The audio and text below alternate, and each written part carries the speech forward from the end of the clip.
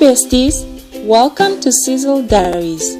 In today's video, I'm going to show you how I prepare my absolute favorite meal, marathon chicken and mahangu porridge. You will need 1 onion diced, 1 tomato sliced, curry powder, Worcestershire sauce, vegetable oil, traditional spice lumpless, and 1 chili whole, as well as kapana spice. Switch the stove on to maximum.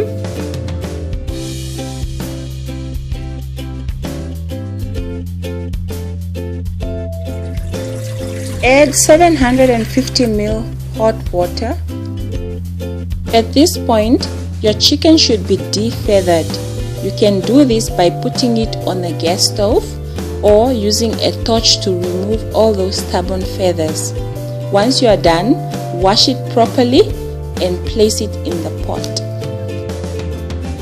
Ideally, it is advisable to use a cast iron pot or a 3-legged pot if you are preparing the chicken on an open pit fire. Sorry guys, I added salt off camera, but in this stage, just before you boil it, you should add at least a pinch of salt. After 5 minutes of boiling, lightly sprinkle kapana spice over your chicken. This is equivalent to 1 teaspoon. Remember, kapana spice contains more salt than spices. Continue cooking for another 45 minutes on high heat. Add half a teaspoon of traditional spice, lumpless, and 1 dried chili.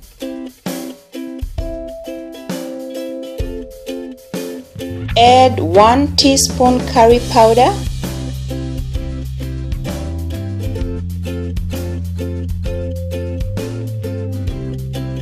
Add a tablespoon of Worcestershire sauce.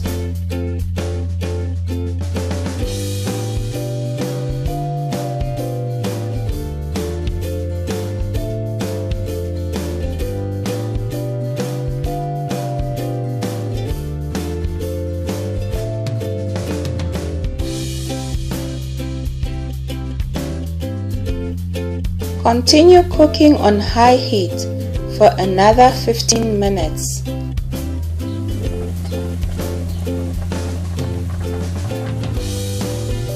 Turn the chicken skin side up.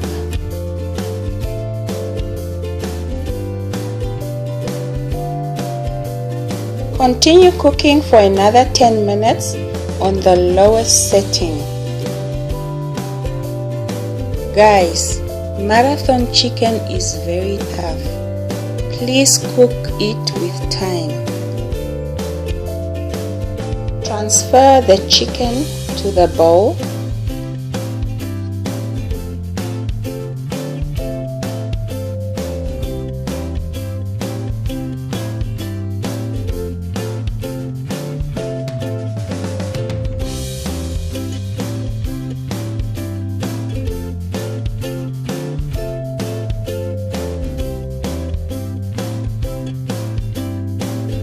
Run your sauce over a strainer in order to achieve a smooth and silky sauce.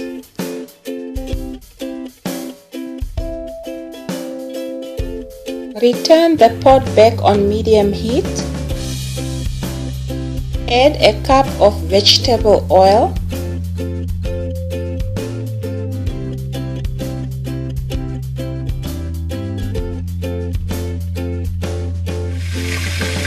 Turn the stove to the highest setting. Once the pot is well heated, transfer the chicken back to the pot and begin to fry. Fry for 5 minutes, skin side down with the lid on. Turn the chicken and continue frying for another 5 minutes. Transfer to a bowl. Return the saucepan back to the stove.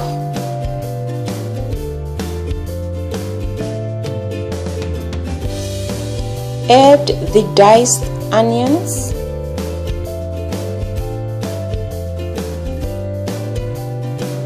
Cover and allow to simmer for another 5 minutes.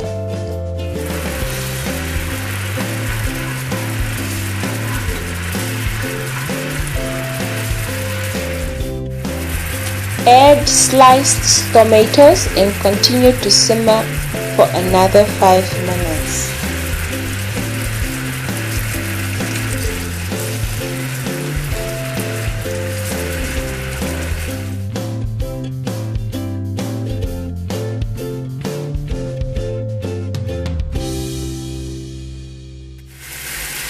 Stir. This sauce is a bit thick for my liking. Add a cup of hot water. Simmer for another 2 minutes.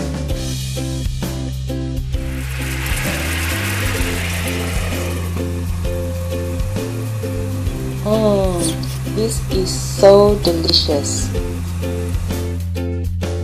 Transfer the chicken in the traditional clay pot serving bowl. In my native language, it's called a titi. Scoop the sauce on top of the chicken. Now, traditionally, this chicken is not served with a lot of sauce. The star of the dish is the marula oil. Pour a generous amount of marula oil over the chicken.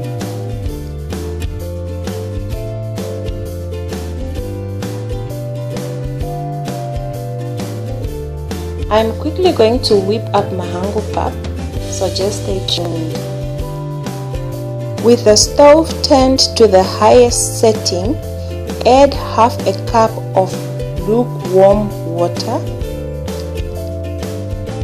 2 cups of maize meal and stir to form a lumpless paste. In my native language, this paste is called okandobo or okapilili. Add 1 liter boiled water and continue stirring until the maize meal paste starts to thicken. Once this paste starts thickening, you can tell if you need to add more water or leave it as it is. In my case, it is too thick for my liking, so I needed to add about 2 cups of hot water. Cover and continue cooking for about 20 minutes on high heat. The trick to avoiding spatter and burning, which most people dread at this point of cooking pap or porridge, you need to reduce the heat and wait for the porridge to settle. It takes about 3 or 4 minutes. Add half a cup of pearl millet flour, also known as mahangu flour. Really, there is no trick to stirring this. The only thing you need to notice is you need to incorporate the flour in the paste. You can use circular motion while holding steadily on the other handle of the pot.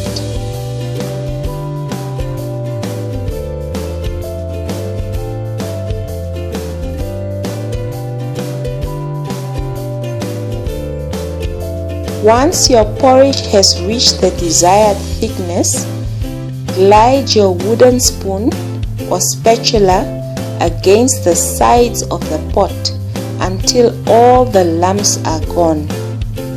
Continue cooking on low heat for another 15 minutes.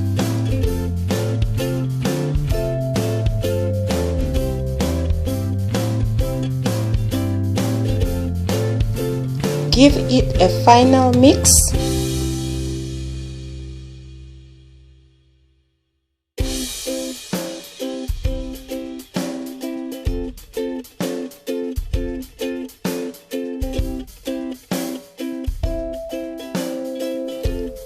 Then scoop it directly from the pot onto the plate and stir ever so slightly to make sure that it's neat. Cover it with a lilo to ensure that it still stays warm. Traditionally, this is how Oshiwambo chicken and mahangu porridge is served to guests. Thank you very much for watching. Until we meet again, bye bestie.